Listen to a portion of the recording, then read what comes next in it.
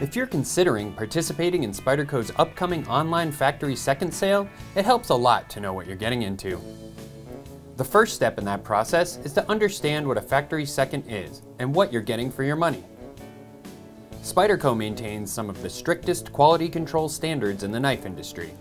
If a knife or other product doesn't meet our stringent standards, it is declared a factory second and removed from our first quality inventory. Typically, products are declared seconds because they have some kind of minor cosmetic flaw or because they do not satisfy a non-critical quality control standard. While these flaws may affect the product's appearance, they do not compromise its proper mechanical operation.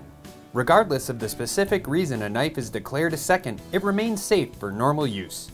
To clearly differentiate our factory seconds from our first quality products, they are all marked with a small notch.